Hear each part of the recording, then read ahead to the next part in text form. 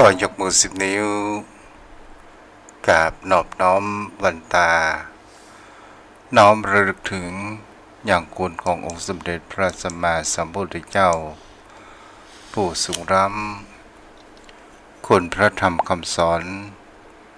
ของพระองค์ผู้สูงส่งคุณพระสงฆ์สาวกของพระองค์ผู้ประเสริฐอันรวมกองเกิดเป็นพระรัตนตรัยที่หมู่เฮาทั้งหลายได้กราบสักการะบูชาที่สูงที่สุดในชีวิตและได้น้อมนำมายังพระธรรมคำสอนของพระพุทธองค์นั้นเอามาสอนจิตสอนใจแก้ไขปัญหาชีวิตเพื่อให้พ้นจากแห่งความทุกข์เพื่อเรียนรู้ออกจากวัฏสงสารเวียนว่ายตายเกิดด้วยเสียงแก้วของข้าพเจ้าและขอถวายความเคารพนอบน้อมไว้สามายังครูบาอาจารย์พระเถรานุเถระพระภิกษุสงฆ์สามเณร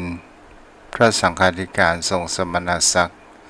บัณฑิตนักปราชญ์ท่านผู้มีความรู้ทุกรูปทุกตนทุกองค์ที่รับฟังอยู่ณขณะนี้และขอเจริญสุขสวัสดีมาอย่างพ่อออกแม่ออกศรัทธาเจ้าพ่อเจ้าแม่ผู้มีใจบุญผู้มีขึ้นหัวใจอันเป็นธรรมะอันมีพ่อมอนแม่มอนพ่ออุ้ยแม่อุ้ยพี่ป้าและอาท่านผู้ฟังทุกท่านทุกคนที่เปิดวิทยุขึ้น104.5 เมกะเฮิรตซ์ขึ้นแห่งการศึกษาพระพุทธศาสนาและวัฒนธรรมริงสัญญาณส่งไปยังวัดฝ่ายหินและส่งไปถึงยังโยมพ่อโยมแม่ขึ้นหัวใจอันเป็นธรรมะ104.5 โดยความเมตตาของท่านอาจารย์พระครูสมุวิศวัตวรกิจโจผู้อำนวยการสถานีวิทยุแห่งนี้ที่มอบหมายให้ตนตัวของอาตมภาพพระครูไพศาลสุตตกรเจ้าอาวาสวัดทุ่งปากเกร็ดตำบลหนองหานอำเภอสันทรายจังหวัดเชียงใหม่ได้มาอยู่ทุกคืนของวันพุธเวลา4 ทุ่มถึง5 ทุ่มเวลาดึกดื่นโยมพ่อโยมแม่เอาก็มาฟังธรรมะก่อนนอนโยมแม่จะนอนฟังโยมพ่อโยมแม่จะนอนฟังจะนั่งฟังจะรับฟังก็ตามอัธยาศัยศรัทธาญาติโยมทั้งหลายวันนี้เราก็เข้ามาก่อนที่จะเข้าสู่ธรรมะก็ประชาสัมพันธ์กับโยมพ่อโยมแม่ท่านผู้ฟังว่าตั้งวัดตั้งวาของทุกเจ้าในคืนวันที่15คืนวันที่16และกลางวันวันที่17ก็มีงานส่งน้ำองค์พระธาตุเจดีย์สรีปเกตคำที่ได้อยู่กับพระพุทธศาสนาและครูบาอาจารย์ตลอดจนถึงศรัทธาญาติโยมเพิ่นได้สร้างอย่างพระธาตุเจดีย์นั้นเกิดขึ้นพระธาตุองค์นี้เป็นพระธาตุเก่าศรัทธาญาติโยมทั้งหลายแต่เมื่อปี2537ทางอดีตเจ้าอาวาสพร้อมด้วยศรัทธาญาติโยมเปิ้นได้บูรณะขึ้นมาใหม่แล้วของเก่ามันก็อยู่ในที่เดิมศรัทธาญาติโยมเป็นสิ่งที่เห็นได้ว่านี่ก็คือธารวัตถุที่ครูบาอาจารย์เปิ้นได้สร้างไว้และเมื่อถึงงานประเพณีส่งน้ำองค์พระธาตุเจดีย์สรีปเกตคำทุกเดือน 9 เหนือแรม 14 ค่ำก็จะมีการทำบุญเพื่อความเป็นสิริมงคลกับวัดกับวากับบ้านกับจองตลอดจนถึงสถานญาติโยมผู้มาร่วมทำบุญกันคำว่า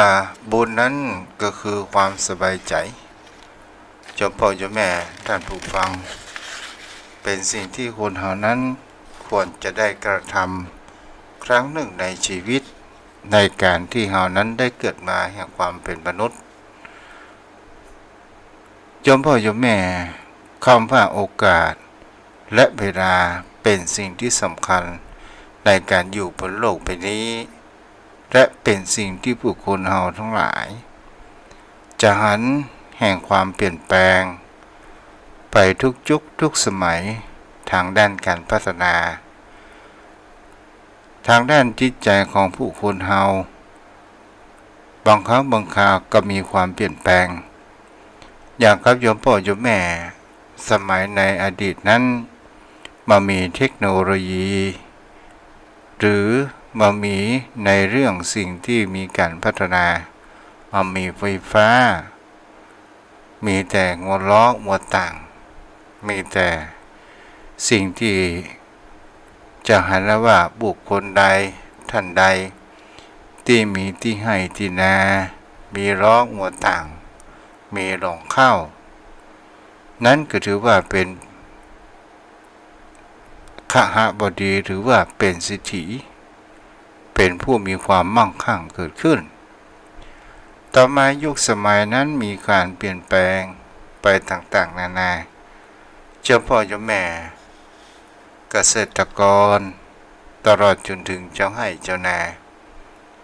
เมื่อกระทำนาแล้วเมื่อมีนายทุนนั้นเกิดขึ้นถึงข้าวจะมีค่ามากน้อยขนาดไหนมีราคาคนเฮานั้นก็ขายเข้าไปแล้วเข้ายังหลงมันก็เริ่มด้วยหล่อและห่างลงไปตามยุคตามสมัยแต่ในปัจจุบันยุ้งเข้าหลงเข้าของผู้คนเฮานั้นบ่ค่อยจะมีแต่ขายไปเสียแล้วนี่แหละเป็นสิ่งที่เราจะเห็นแล้วว่ายุคสมัยนั้นมีการพัฒนาแต่ในยุคนี้สมัยนี้เทคโนโลยีนั้นมีความเจริญแต่มันต่างกันเพียงแค่จิตใจของผู้คนสมัยตะก่อนทางด้านการพัฒนาแห่งความว่าจิตใจอันเปี่ยมล้นไปด้วยแห่งเขาว่ารักธรรมขององค์สมเด็จพระสัมมาสัมพุทธเจ้าก็คือรักพรหมวิหารทั้งสี่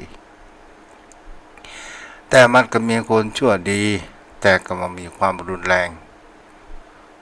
แต่ในยุคนี้สมัยนี้มันมีความรุนแรงทางด้านจิตใจของผู้คนโยมพ่อโยมแม่บางครั้งบางคราวเป็นสิ่งที่เราจะหันในเรื่องข้าวร้านค่ายายเพราะยายมาให้เงินบางครั้งบางคราวก็เป็นสิ่งที่จะหันแล้วว่าลูกฆ่าพ่อฆ่าแม่มีมากมายตลอดจนถึง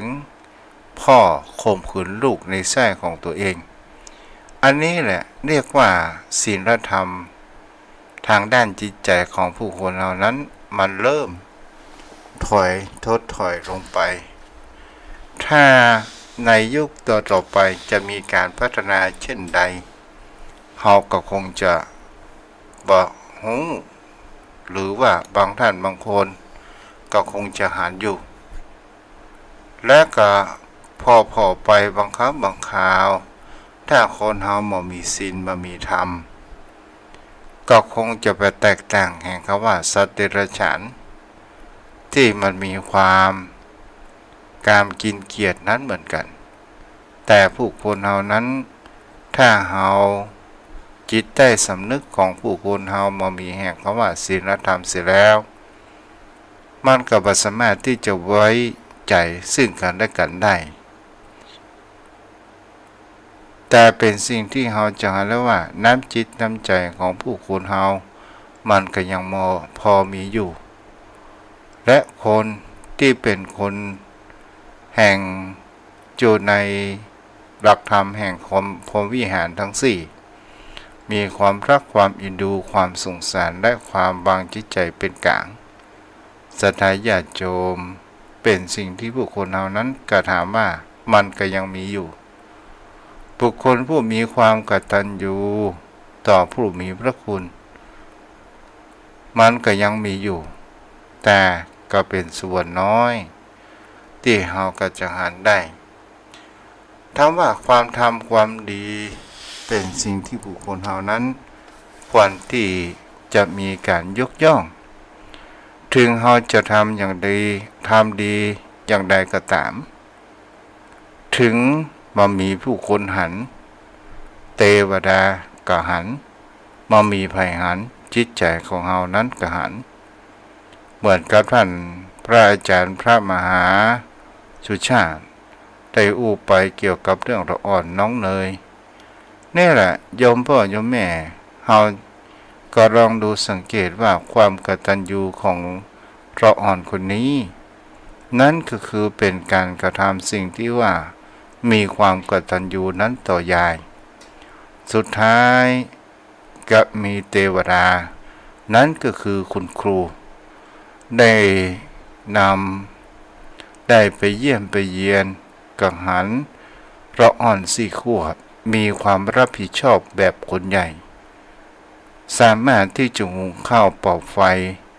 สามารถที่จะล้างถ้วยล้างจานสามารถที่จะซักผ้าซักหัวนั้นได้นี้เราก็ลองมาดูบริบทของละอ่อนคนนี้เพราะว่ามันเป็นแห่งความจำยอมและมีความความซึมซับแห่งความผูกพันของผู้เป็นยายกับหลานยายถึงตาบอดแต่ใจบ่บอดก็อยากได้อบรมหลานนั้นให้เป็นคนดีของสังคมอย่างนี้เป็นต้นเมื่อทำดีแล้วทุกสิ่งทุกอย่างมันก็จะต้องมีแห่งคำว่าฟ้าบันดาล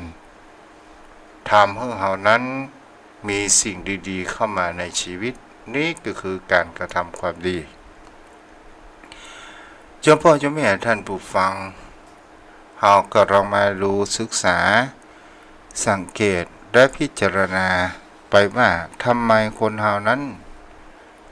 เราชอบเก็บในเรื่องอันเป็นความทุกข์ในเก็บในเรื่องสิ่งที่เป็นปัญหาในชีวิตเก็บในเรื่องในสิ่งที่เป็นความน้อยใจเก็บในเรื่องสิ่งที่เป็นอาฆาตเจ้าพ่อเจ้าแม่ครูบาอาจารย์ในแนวสายแห่งการปฏิบัติประพฤติปฏิบัตินั่นเองถ้าหาอู้ไปแล้วมันก็อยู่ที่ไหนมันก็เป็นทุกข์หรือว่าจะดำรงเพศอย่างใดก็ตามมันก็เป็นทุกข์ของภัยของมันเป็นข้าฤหัสถ์ชาวบ้านจะเป็นตำรวจทหารจะเป็นคุณครูจะเป็นแพทย์จะเป็นหมอหรือจะเป็นอะไรอย่างก็ตามแม้กระทั่งเป็นนักบวชมันก็จะต้องมีความทุกข์แบบแต่งเพราะว่ามีความแตกต่างกันนั้นไปโยมพ่อโยมแม่แต่คนเรานั้นแสวงหาความทุกข์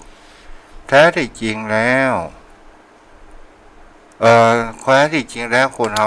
นั้นชอบแสวงหาความสุขแต่เราบอกเข้าใจที่จะสร้างความสุขนั้นมันเกิดขึ้นเพราะว่าเราบอกเข้าใจแห่งความทุกข์นั่นเองศรัทธาญาติโยมพ่อโยมแม่ในบุญกุศลแห่งการที่เรานั้นเจริญสมาธิภาวนาเป็นสิ่งที่เราจะเข้าใจทุกข์และจิตของเรานั้นจะมีสติและเราจะบ่เพียงพำไปตกอำนาจแห่งกิเลสตัณหามันมากนักใช่บนโลกใบนี้พื้นฐานจิตใจของผู้คนเรานั้นมันมีแต่แห่งเขาว่าโรคปวดหลง มีแต่คำว่าความทุกข์ถ้าเราศึกษาดูดีๆความทุกข์นั้นมาจากไหนมันมาจากแห่งคำว่าตัณหาก็คือความอยากได้อยากมีอยากเป็นและอุปทานนั้นก็คือความยึดมั่นถือมั่นนี่ก็คือต้นเหตุต้นตอของมันที่มันทำให้จิตใจของเรานั้นมีความทุกข์แต่บางครั้งบางคราวความทุกข์นั้นบางคนนั้นบอกเข้าใจและก็มีการย้ำคิดย้ำทำแก้ไขปัญหาในทางที่ผิดอย่างเช่นบุคคลโยมพ่อโยมแม่เมื่อเฮาเป็นบ่าวเป็นสาวเฮาก็รักแย่งพอกันและก็ได้แต่งงานกันจูกินกับกันบางคู่นั้นก็มีความยืดยาวนั้นตลอดไปบางคู่นั้นก็เกิดแห่งความหย่าร้างและเกิดแห่งความอกหักไปต่างๆนานาเกิดขึ้นและโดยความวาดฝันเมื่อเฮานั้นยังเป็นบ่าวเป็นสาวเฮาก็วาดฝันว่าเมื่อเฮามีชีวิตครอบครัวมีสามีก็ตามจะมีภรรยาก็ดี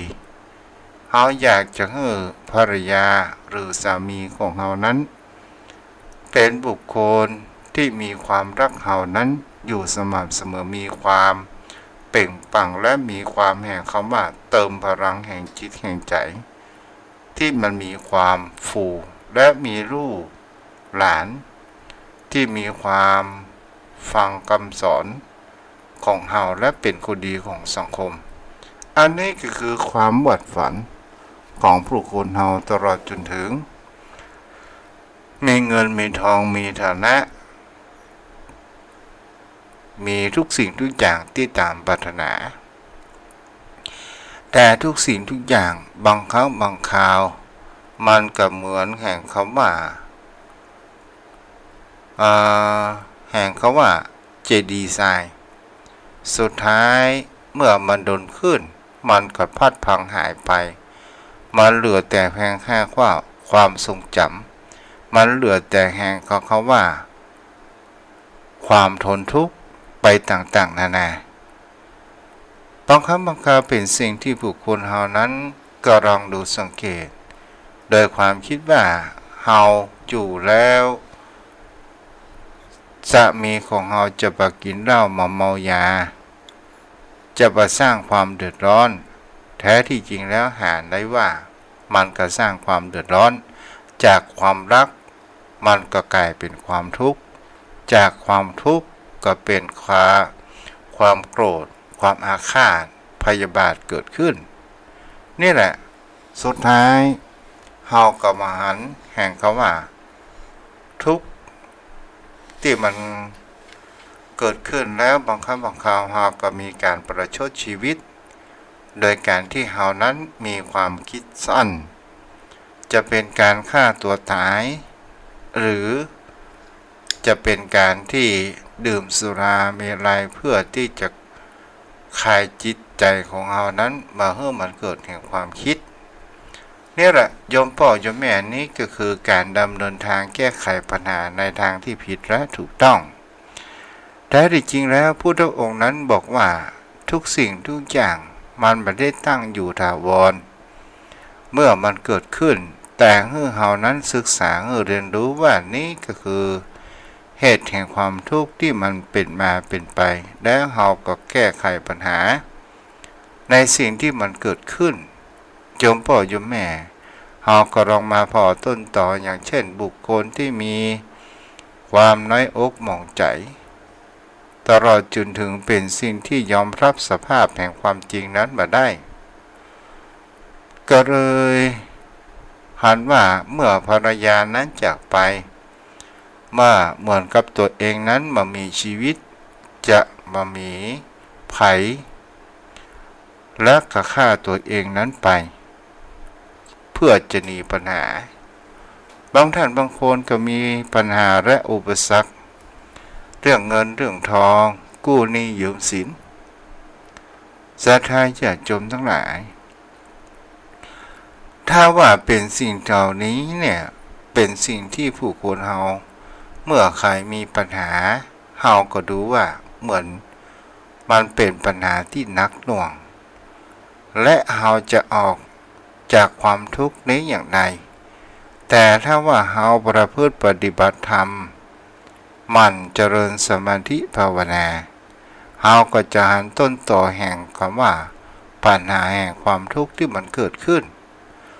ความทุกข์ที่มันเกิดขึ้นก็เพราะว่าความบรรลุจักปอนั้นก็คือตัณหาของคนเฮานั่นเองที่เฮาไปกู้หนี้ยืมสินเบียดหนี้พรุพลังนั้นเกิดขึ้นแต่ถ้าเฮาศึกษาไปว่าตอนนี้เฮาถึงติดหนี้ติดสินแต่เฮาก็ยังมีชีวิตแต่เฮาก็ยังมีลมหายใจและเฮาก็ยังมีปัญญาที่จะมีความคิดแก้ไขนั้นเกิดขึ้นเมื่อเฮาตั้งสติแล้วเฮาก็ผลักดันนั้นเกิดแห่งความเปิดคำว่าความแก้ไขเมื่อเฮารู้ปัญหาถ้าการทำสมาธิเป็นสิ่งที่ผู้คนเฮานั้นเฮาอยู่กับตนตัวของเฮานั่นเองเจ้าพ่อเจ้าแม่ท่านใดถ้าจะประพฤติปฏิบัติก็เป็นสิ่งที่จังหันได้ว่าก็คือดูลมหายใจเฮาจะเอาสติอยู่ที่หน้าท้องหรือจะเอาสติอยู่ที่ปลายจมูกดูลมหายใจของผู้คนเฮาและเฮาก็จะหันแห่งคำว่าสิ่งที่ผู้คนเฮามันมักหมมแห่งจิตแห่งใจก็คือความคิดความอ่านความอาฆาตมันเกิดขึ้นพุทธเกิดขึ้น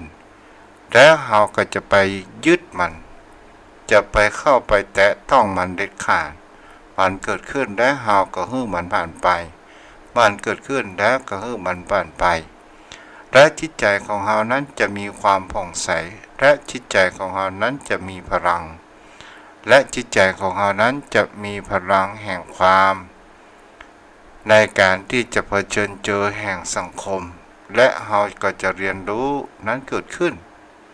ถ้าเฮาทำมันบ่อยๆมันก็จะเกิดแห่งความว่าเป็นอุปนิสัยที่จะมีการประพฤติปฏิบัตินั้นอยู่ตลอดนั่นเองเจ้าพ่อเจ้าแม่ท่านผู้ฟังก็ลองทำสมาธิให้มันเกิดขึ้นแล้วก็แผ่เมตตาแต่บางท่านบางคนเข้าใจว่าการทำสมาธิเป็นการนั่งรู้แห่งคำว่าเป็นผู้ยังรู้แห่งคำว่าเรื่องอิทธิฤทธิปาฏิหาริย์ยังรู้ในแห่งคำว่าภพภูมิต่างๆนานาเกิดขึ้น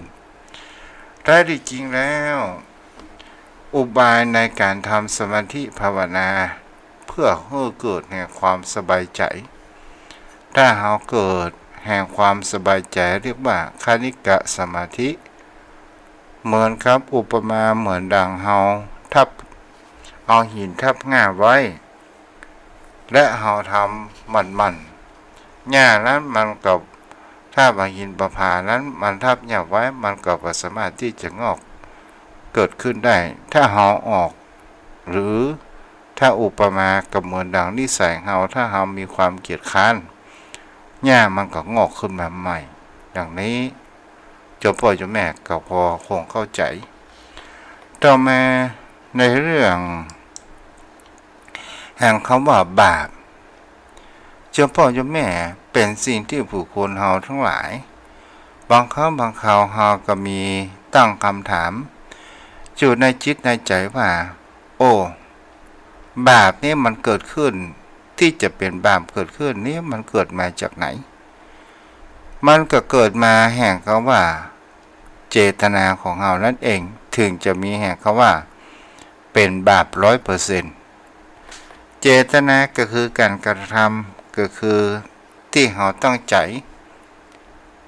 ที่เราจะกระทำในสิ่งนั้นๆเกิดขึ้นแต่บุคคลใดก็ตามถ้าเราไม่มีเจตนาที่เราจะกระทำอย่างเช่นบังเอิญเรา ขี่รถไปตามท้องถนนบังเอิญมันเกิดพลาดและไปจนคนตายด้วยบ่ได้เจตนาบางครั้งบางคราวเฮาอาจจะขี่รถไปทับหมาทับแมวต่างๆนานาเกิดขึ้นด้วยความบ่ตั้งใจอันนี้ก็คือหมายถึงคำว่าบาปหรือว่ากรรมชั่วนั้นมันก็บ่สามารถที่จะเกิดขึ้นเต็มร้อยนั้นได้นี่ก็คือเป็นสิ่งที่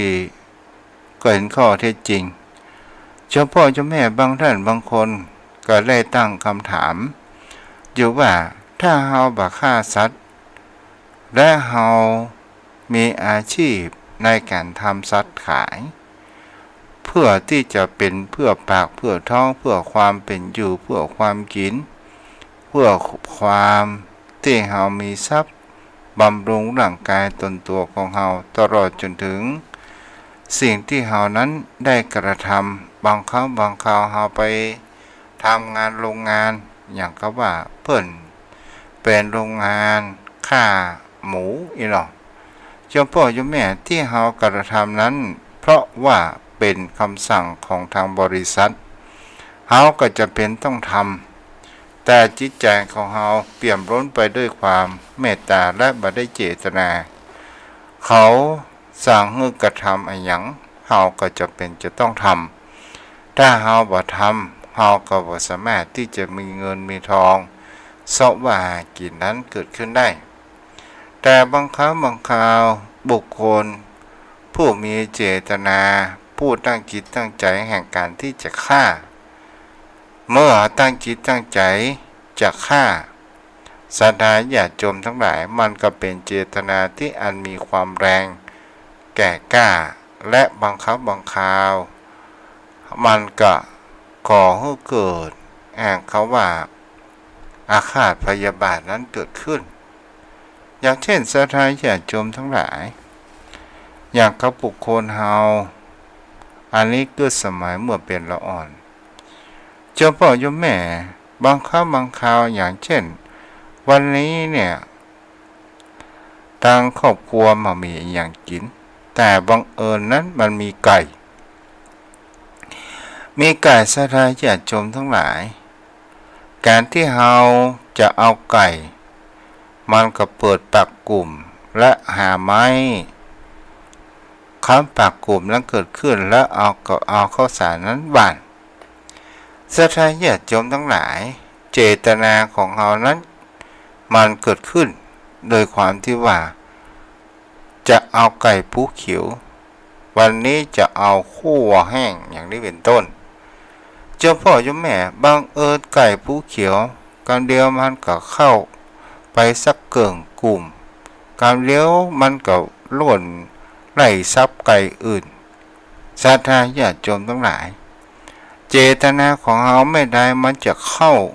จะยับตอนสุดท้ายมันกำลังเข้ากลุ่มแต่เฮาลดปักกลุ่มลงไก่ตัวนั้นมันดิดตัวตันแล้วมันก็วิ่งหนีเฮาก็ตั้งหม้อนึ่งใส่น้ำก็เลือดไปเสียแล้วตอนนั้นน่ะเจ้าของมันก็เกิดแห่งเพราะว่าเจตนาเกิดแห่งความโกรธจะเอาไก่ผู้เขียวตัวนี้ให้ได้ก็เลยไปเสาะหากงศรัทธาญาติโยมทั้งหลายไก่นั้นมันก็ร่นตายหนีตายมันก็ฮักชีวิตของมันเหมือนกันแล้วมันก็ไปขาบศรัทธาญาติโยมทั้งหลายมันไปขาบที่กองหลวงหรือว่าไปขาบที่มีข้าวหายากอย่างเช่นกอไม้สีสุกอย่างนี้เป็นต้นโยมพ่อโยมแม่ก็จะหันกันได้ว่าเจ้าของคนที่จะเอาไก่พยายามที่จะฆ่ามันให้ได้และเมื่อไปหั่นไก่แล้วก็ยิงด้วยเจตนาและก็มีความสะใจว่ามึงจะหนีตายไปที่ไหนตอนสุดท้ายมึงก็บ่พ้นนี่แหละคือตัวเจตนาเรียกว่าการทำบาปทำกรรมที่บดีที่มันจะส่งผลเป็นปาปกรรมนั่นเองโยมพ่อโยมแม่นี้เ เป็นสิ่งที่บุคคลเหล่านั้นได้ลองพิจารณากันไปแต่บุคคลผู้มามีเจตนาที่จะทำบาปทำกรรมแต่ทำตามหน้าที่อย่างเช่นศรัทธาญาติโยมทั้งหลายบังเอิญผัวนั้นเป็นคนที่ต้องอยู่ในโรงเชือดหมูนั่นเองแล้ว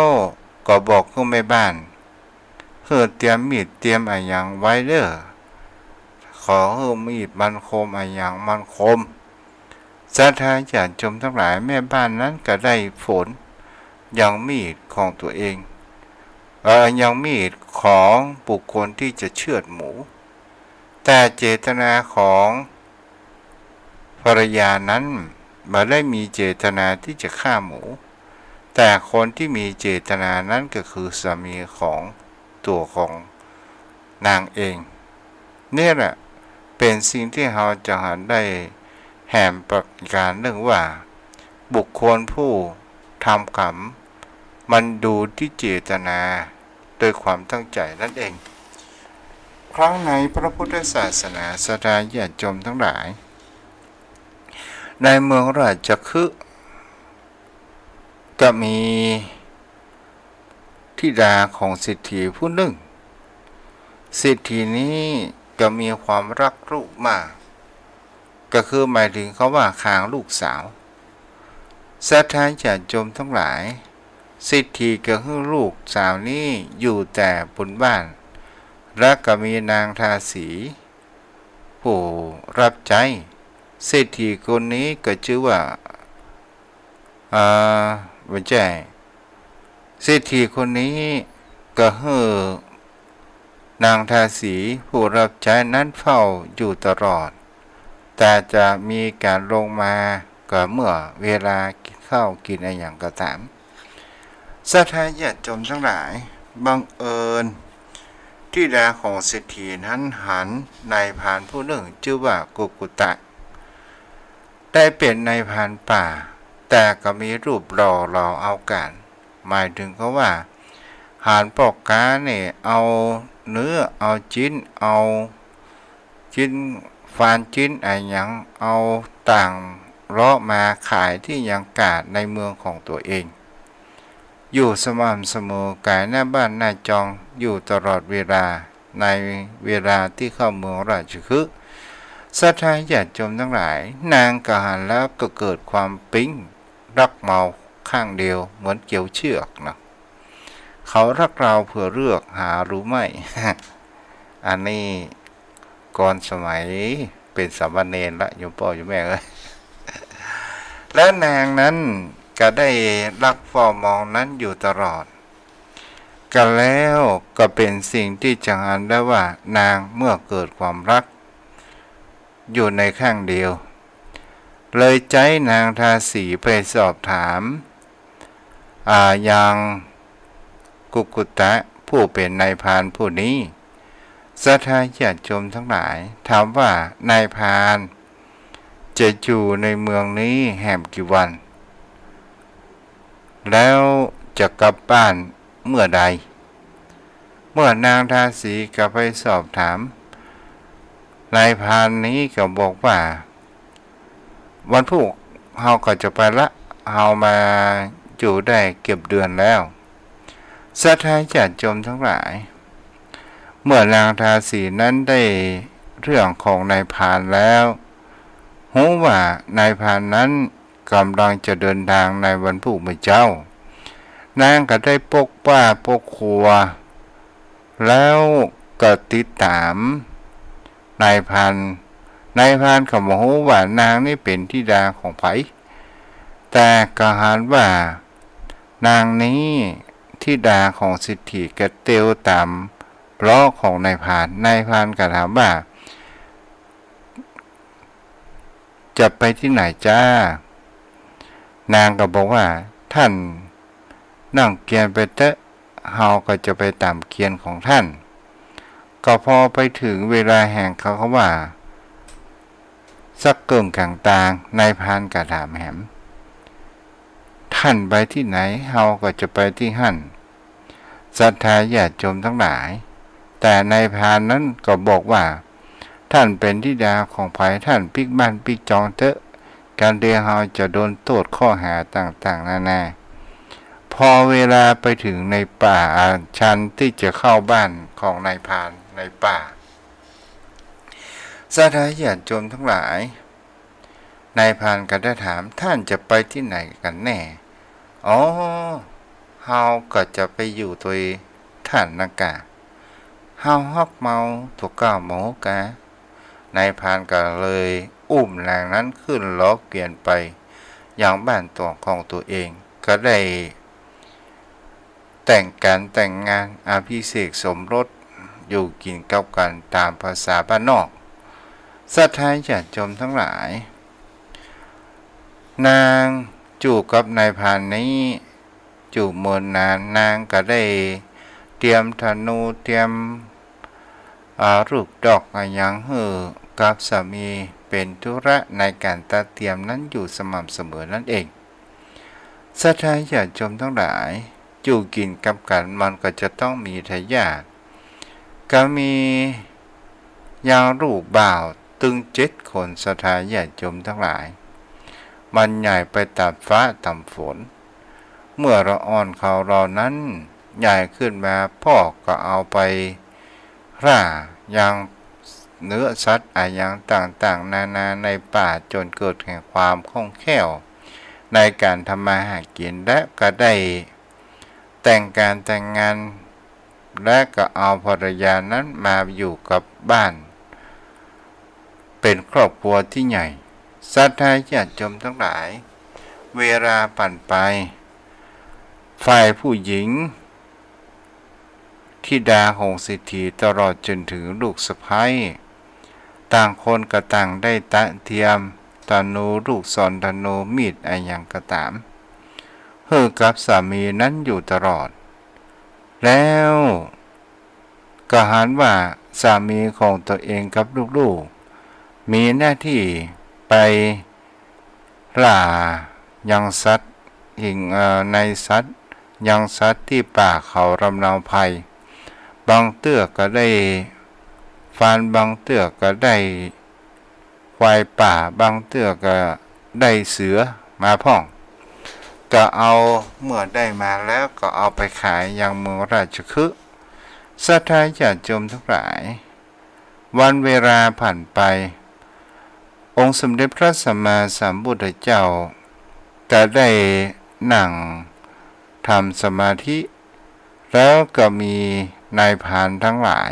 ตลอดจนถึงธิดาของเศรษฐีก็เข้าอยู่ในข่ายพระยานก็คือว่าวันนี้จะไปโปรดไผ่องค์สมเด็จพระสัมมาสัมพุทธเจ้าหันแล้วว่าวันนี้จะไปโปรดนายพรานและลูกธิดาของเศรษฐีตลอดจนถึงลูกสะใภ้ศรัทธาญาติโยมทั้งหลายนายพรานวันนั้นเนี่ยก็ได้ดักแหวที่เพื่อที่จะจับสัตว์ใหญ่ศรัทธาญาติโยมทั้งหลายพุทธองค์หันประการเช่นนั้นก็ได้รับประทับรอยพระบาทเกิดขึ้นแล้วก็ไปยืนอยู่ที่ต้นไม้ใกล้ๆแหวเมื่อนายพรานมาแล้วศรัทธาญาติโยมทั้งหลายนายพรานกับหันสัตว์หยังมาติดสักอย่างหันและแต่รอยฝ่าพระบาทขององค์สมเด็จพระสัมมาสัมพุทธเจ้าศรัทธาญาติโยมทั้งหลายนายพรานก็หันแล้วว่าอันนี้รอยเท้า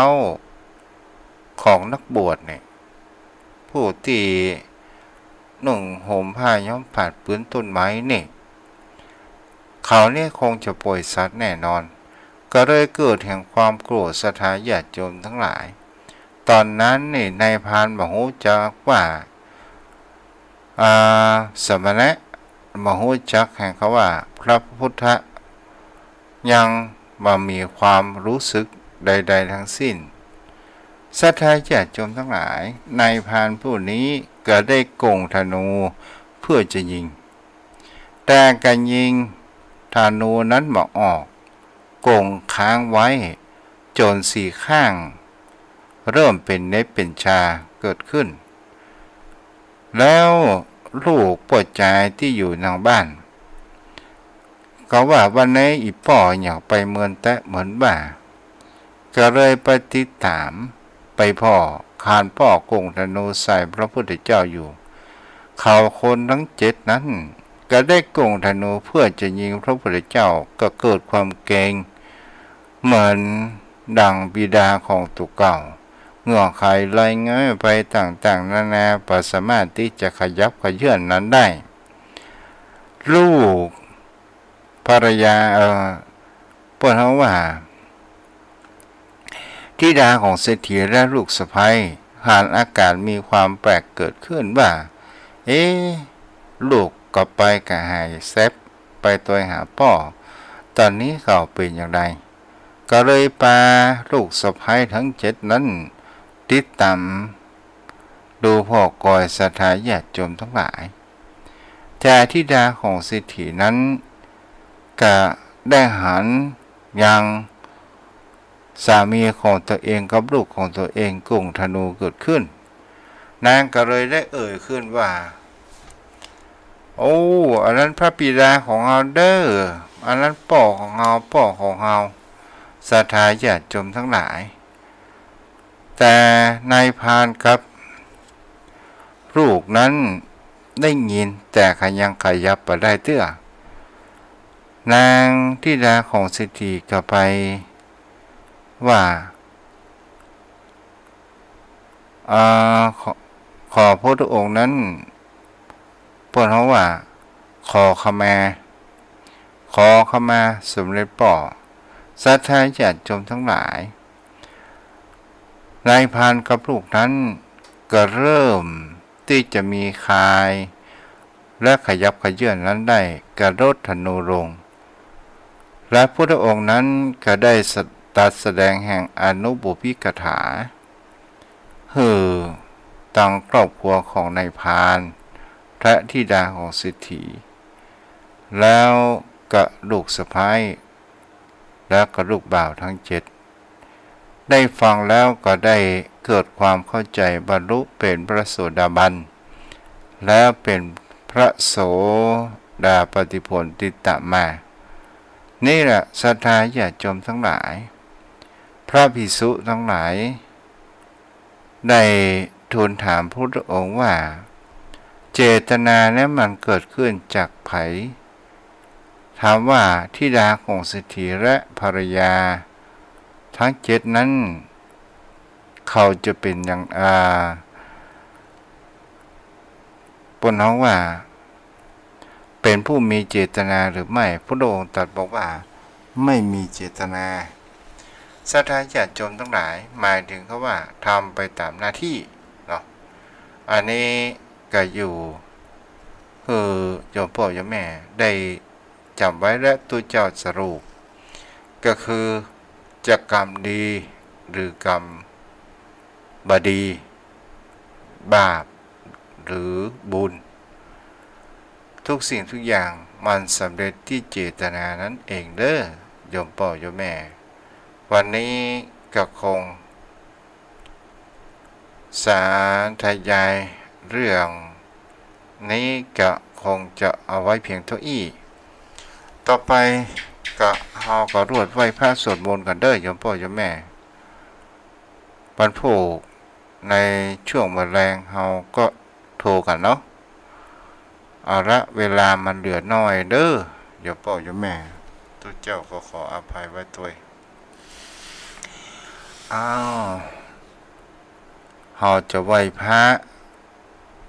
ระลึกถึงยังคุณขององค์สมเด็จพระสัมมาสัมพุทธเจ้าระลึกถึงยังพระธรรมคำสอนของพระพุทธเจ้าระลึกถึงยังพระสงฆ์สาวกขององค์สมเด็จพระสัมมาสัมพุทธเจ้าผู้มีคุณอเนกปานเป็นผู้มีคุณมากมายหาที่เปรียบบ่ได้โยมพ่อโยมแม่พระมือนึกถึงอย่างองค์สมเด็จพระสัมมาสัมพุทธเจ้าถ้าเฮา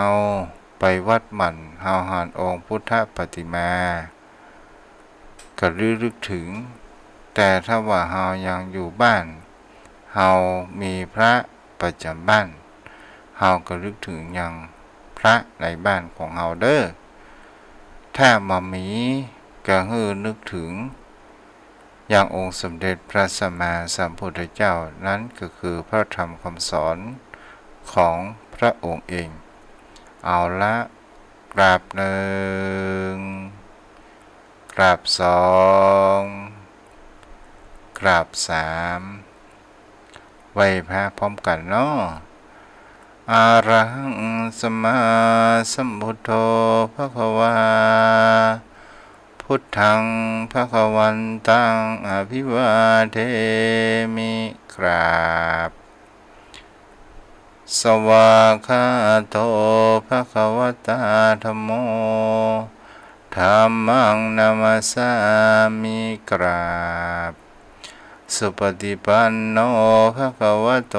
สาวกสังโฆสังฆังนะมามิกราบหันธรรมยังพุทธัสสะภะคะวะโตปุพพานะมะการังกะโลมาเสนะโมตัสสะภะคะวะโตอะระหะโตสัมมาสัมพุทธัสสะนะโมตัสสะภะคะวะโตอะระหะโตสัมมาสัมพุทธัสสะนะโมตัสสะภะคะวะโตอะระหะโตสัมมาสัมพุทธัสสะตัวเจ้าจะนำโยมพ่อโยมแม่เด้ออิติปิโสภะคะวะอะระหังสัมมาสัมพุทโธวิชาจารณะสัมปันโนสุขโตโลกวิทูอานุนตโร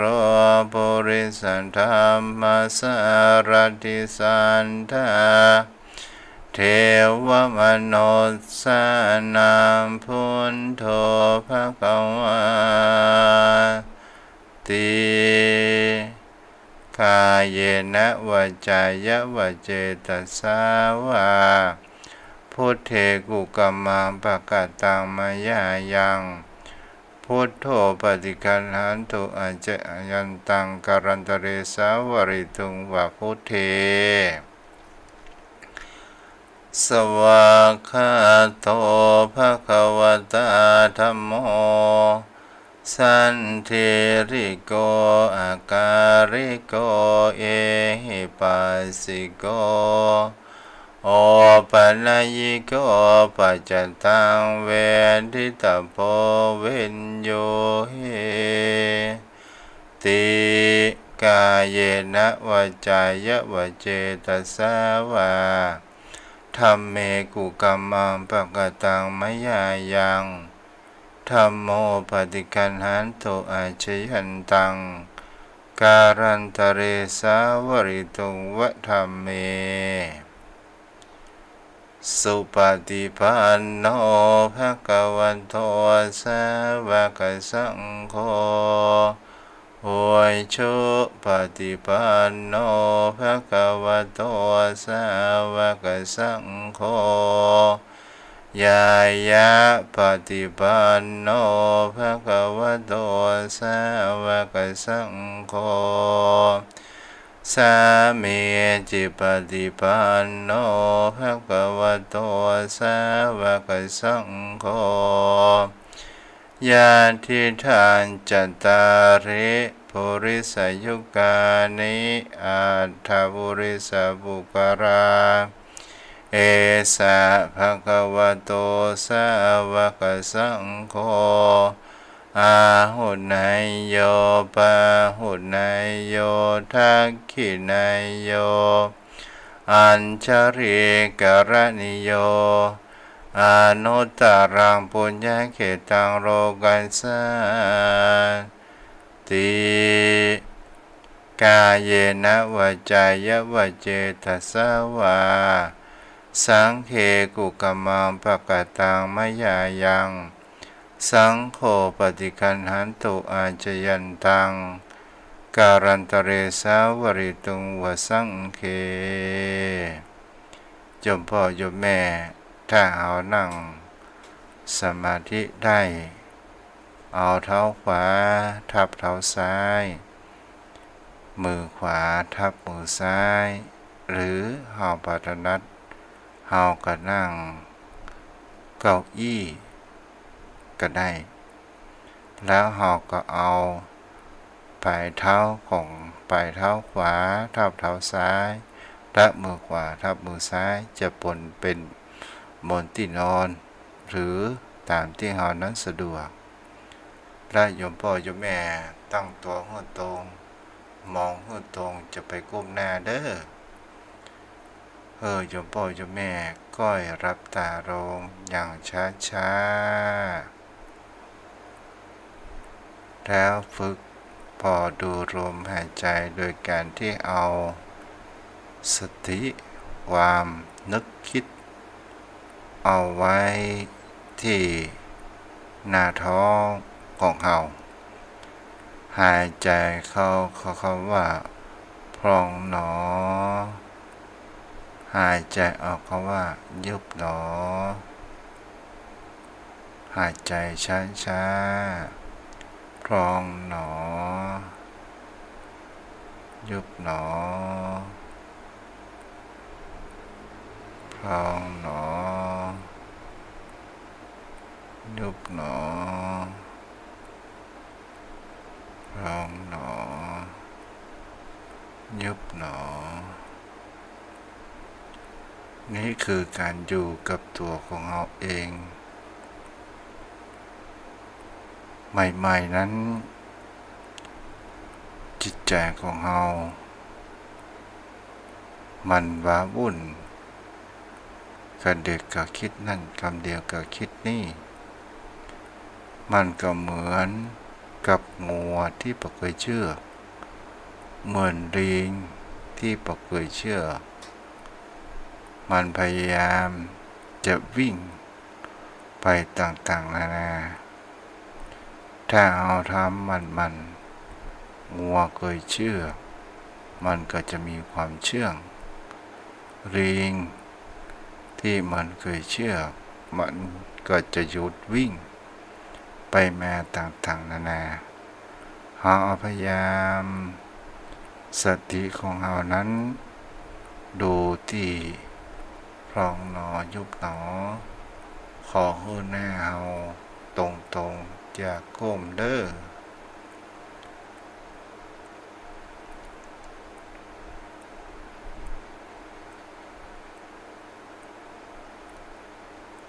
พองหนอยุบหนอ